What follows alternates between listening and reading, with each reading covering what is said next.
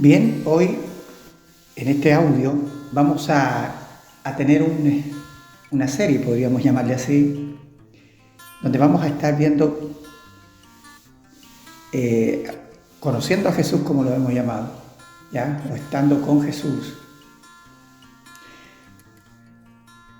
basado en el texto de Juan, capítulo 3, versículo 1 en adelante. Hoy vamos a ver el versículo 1 y 2. Ahora, yo le he titulado a esto, ¿quién es Jesús para ti? Y yo he escuchado muchas cosas acerca de eso. Y muchos dicen, bueno, para mí Jesús es el flaco. El flaco. Yo le digo el flaco, dice alguien. Otros me han dicho, es mi amigo. Él es mi amigo. Entonces, basado en esas distintas opiniones que hay o conceptos de quién es Jesús, vamos a ver qué dice la Biblia acerca de esto. ¿Quién es Jesús para ti?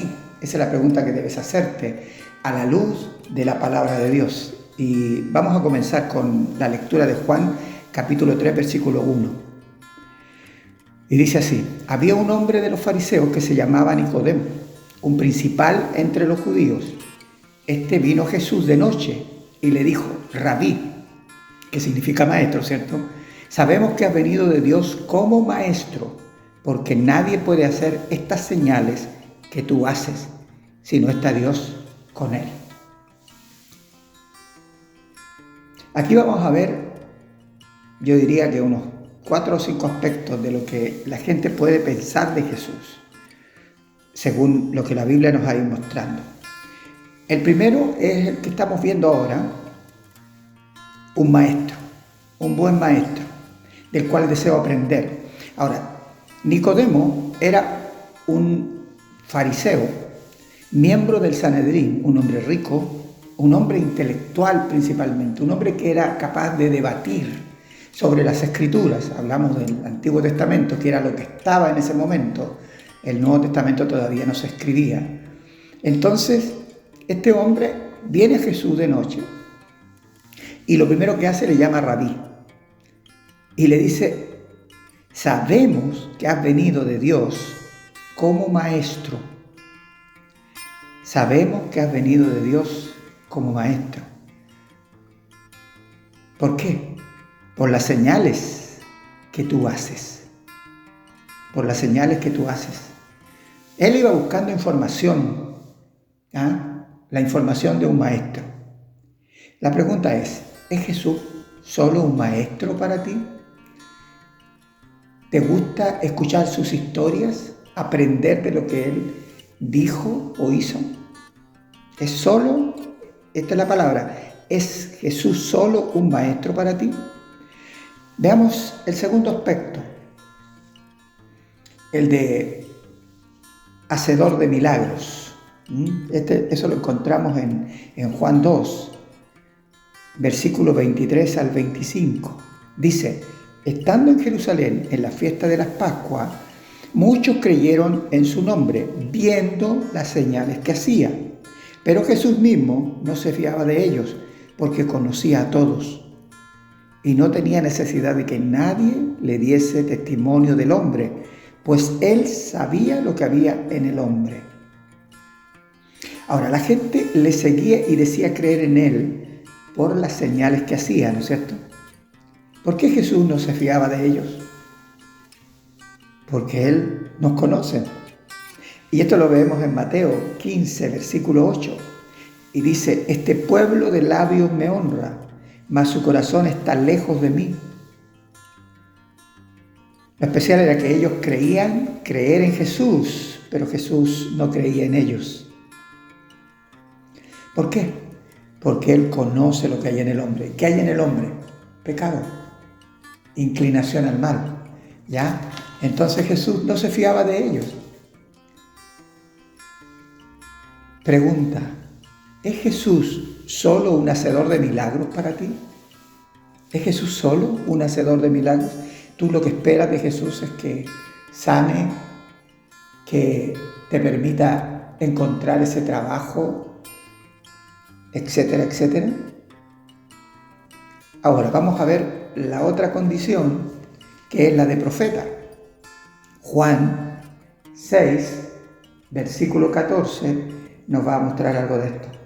Y dice: aquellos hombres entonces, viendo la señal que hacía Jesús, que Jesús había hecho, dijeron: este verdaderamente es el profeta que había de venir al mundo. Entonces, viendo las señales que había hecho, en este caso está hablando específicamente de la multiplicación de los panes y los peces, ya que es una multiplicación que él hizo a una gran multitud. Eso lo va a encontrar en el mismo capítulo, en Juan 6, del versículo 5 al 13.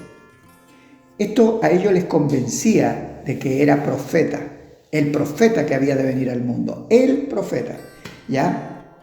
Ahora, el profeta hablaba de parte de Dios, como lo habían hecho muchos otros profetas a lo largo de la historia de Israel. Y en Mateo 23, 37 Jesús dice: Jerusalén, Jerusalén, que matas a los profetas y apedreas a los que te son enviados. ¿Cuántas veces quise juntar a tus hijos como la gallina junta sus polluelos debajo de las alas y no quisiste? Ahora, nuevamente una señal para ellos era una razón suficiente para creer en él. Pregunta entonces, ¿Jesús se fiaba de ese tipo de fe? Y volvemos allí a Juan 2:24, donde dice: pero Jesús mismo no se fiaba de ellos, porque conocía a todos. Y en el 25 al final dice: pues él sabía lo que había en el hombre. ¿Qué había en el hombre? Y Jeremías 17:9 dice: engañoso es el corazón más que todas las cosas y perverso. ¿Quién lo conocerá? ¿Quién lo conocerá? ¿Quién puede conocer el corazón? ¿Qué estábamos leyendo en Juan 2:24 y 25? Jesús. Jesús sabe lo que hay en el hombre. Un corazón engañoso y perverso, que ni aún nosotros lo reconocemos. Como alguien dice, aún yo mismo no confío ni en mis propios dientes porque me puedo morder, ¿no es cierto? Ahora la pregunta es Jesús ese profeta que te gusta escuchar porque te anima, porque te alienta, porque te da esperanzas para una vida mejor, para salir adelante de ciertas situaciones? Pero ese es el Jesús, es ese solo Jesús que tú crees en ese profeta, como muchas personas lo dicen. Veamos el cuarto aspecto, el rey. Aquí no suena a que ya vamos llegando a algo concluyente, algo bueno, algo positivo, ¿no es cierto? Vemos el versículo 15 del capítulo 6, ahí dice: pero entendiendo Jesús que iban a venir para apoderarse de él y hacerle rey, volvió a retirarse al monte él solo. ¿Está mal que crea que Jesús es rey? No, ¿no es cierto? ¿Cómo va a estar mal que yo crea que Jesús es rey? No, pero entonces, ¿qué está mal? Que pretendamos apoderarnos de él para hacerlo rey según nuestras aspiraciones personales. ¿Qué hizo Jesús ante esto? Volvió a retirarse al monte él solo. Ellos deseaban apoderarse de un rey para pelear contra sus enemigos, que les permitiera prosperar sobre la tierra como nación escogida de Dios. Estos israelitas, estos judíos, esperaban a este rey, pero Jesús no era ese rey. ¿Por qué? Porque él venía a sanar y a cambiar corazones. Esa era la misión de él. Ahora yo te puedo preguntar, ¿es Jesús el rey que está para alcanzar tus aspiraciones personales? ¿Cuántas veces oramos? de una manera tan personal, tan concluyente en cuanto a nuestro ego, como alguien por ahí dijo. Señor, yo te pido en el nombre de Jesús que tú pongas ángeles alrededor de mi casa, que la cuides. Hemos dicho eso para pedir que ponga ángeles alrededor de la casa del vecino. Él se la arreglará solo, ¿no es cierto?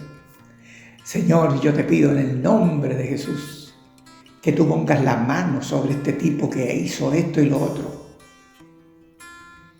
¿Pero has pedido alguna vez que Dios ponga su mano sobre ti cuando tú has hecho algo malo? ¿No es cierto que no? Ahora, ¿está mal entonces que pueda pensar que Jesús es rey? No. El problema es que me apodero de Él para alcanzar mis propias aspiraciones personales. Entonces, ¿quién es Jesús? Y vamos a ver Juan 6, 66 al 69. Mire lo que dice la palabra, y aquí vamos a ir concluyendo. Desde entonces muchos de sus discípulos volvieron atrás y ya no andaban con Él.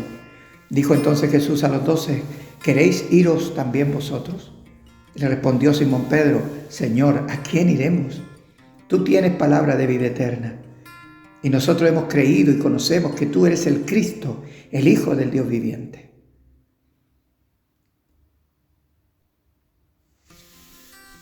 Cuando tú piensas que Jesús es lo que no es, no permaneces con Él mucho tiempo. Dice en el 66, desde entonces muchos de los discípulos volvieron atrás y ya no andaban con Él.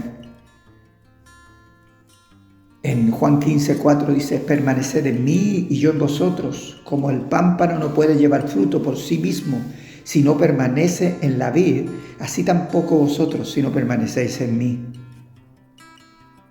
¿Por qué permanecer es tan clave?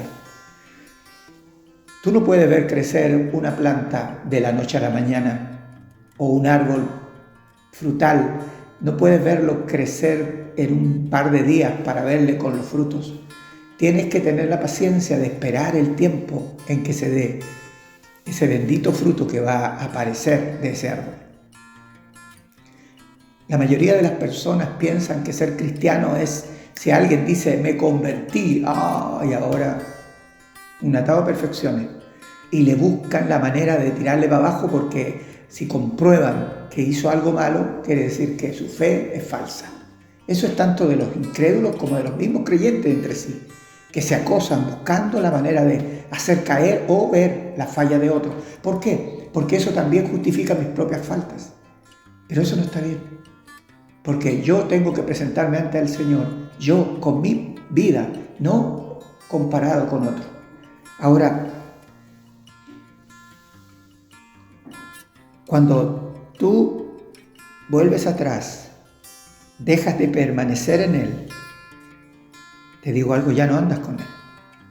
Ya no andas con Él. Eso pasó con estos discípulos que eran seguidores de Jesús, pero eran discípulos, se les llama porque estaban aprendiendo de Él, porque tal vez era solamente para seguir al Maestro, seguían a aquel que enseñaba de manera que nunca antes habían escuchado. De hecho, hay unos guardias que envían los sacerdotes para que prendan, los fariseos, para que prendan a Jesús, y estos se devuelven porque dicen, no lo pudimos prender porque nunca habíamos escuchado a alguien hablar como Él. Era un buen maestro, en otras palabras. Algunos volvieron atrás porque en realidad Jesús hizo tantos milagros, incluso a mí me sanó, pero ya me sanó. ¿Para qué voy a seguir con Él? Porque Él está hablando de llevar una cruz. Él está hablando de negarse a sí mismo. Él está hablando cosas que no se pueden aceptar. ¿Cómo es posible? No, y me vuelvo, no sigo con Él. Otros dijeron, bueno, yo pensaba que iba a ser un rey, pero en realidad Él está diciendo que va a entregar su vida por los pecadores. ¿Cómo? ¿Para qué? No entiendo. Y se fueron. Cuando tú no entiendes a Jesús es porque todavía no has permanecido con Él. Solo permaneciendo con Él logras y llegas a entenderlo. Por eso es que Él nos dice que permanecer con Él es lo que permite que venga el fruto.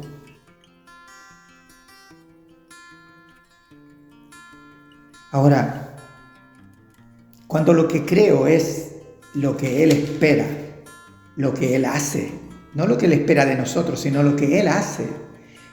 Y esto es lo que hizo en aquellos 11, porque había uno que Él mismo lo había dicho. Hay uno que me va a entregar, Judas, ¿cierto? Aquí vemos lo que dice el versículo 67. Dijo entonces Jesús a los 12, ¿queréis iros también vosotros? El 68 le respondió Simón Pedro, Señor, ¿a quién iremos? Tú tienes palabra de vida eterna. Y lo primero que tiene un verdadero seguidor de Cristo es que reconoce en Él su señorío. ¿Qué significa el señorío? Aquí están todos los conceptos. Él es maestro, Él es profeta, Él es hacedor de milagros porque Él los hace, sí. Él es rey, pero hay una diferencia. Cuando tú unes todo esto y lo colocas en el sentido de que Él es el Señor, significa que Él está sobre mí.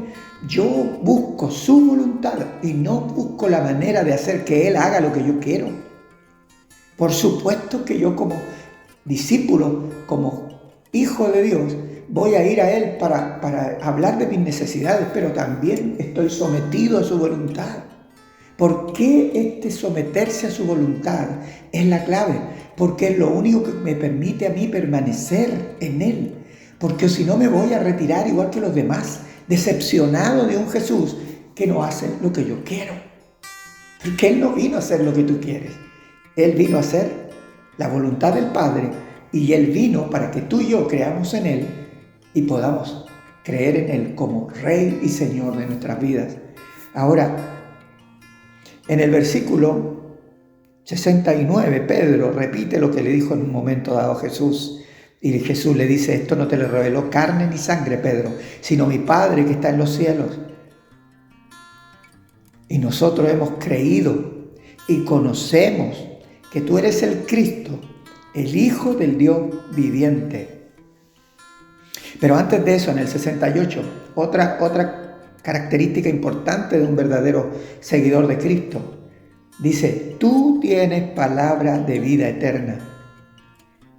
Tienes palabras de vida eterna. Cuando tú comienzas a escuchar, a leer la palabra, y esta palabra te cobra vida en tu corazón, te da algo especial que te alimenta. Jesús dijo que este era el pan que Él comía. De este pan se alimentaba, de lo que provenía del Padre, de la palabra del Padre. Ahora, si tú estás haciendo esto, tú estás empezando a ser alimentado. Y cuando un niño se alimenta, crece y crece sano, va creciendo en forma normal. Ahora, en el 69 dice, y nosotros hemos creído y conocemos. Creer en Jesús es conocerle a Él también. ¿Cómo le conoces? A través de tu relación con Él, por medio de la palabra, por medio de la oración, por medio de la búsqueda. Estos no son aspectos religiosos. No es que tú tienes que leer la Biblia, la lees y ya te sientes bien. No es que tú dices unas cuantas palabras al Señor, no. Todo el día tú puedes estar hablando con Él, todo el día tú puedes poner en su presencia lo que te está sucediendo, tanto lo bueno, lo malo, lo que pasa en tu vida, se lo expones a Él. Y luego cuando escuchas mensajes, cuando lees la palabra, cuando meditas en ella, esta palabra pone en ti el conocimiento de aquel que está contigo, el Cristo, el Rey de Reyes, el Mesías, el Salvador. Pero no solamente eso, es el Hijo de Dios viviente. Y veíamos en otros audios que esto significa que Él es Dios. Y por esa razón lo crucificaron los judíos, porque Él se hizo igual a Dios. Y eso para ellos fue una blasfemia terrible que ellos no pudieron perdonar. Pero Él era y Él es es el Hijo de Dios. ¿Esto es para ti, Jesús? ¿Crees en Él de esta manera? Si es así, que Dios te bendiga.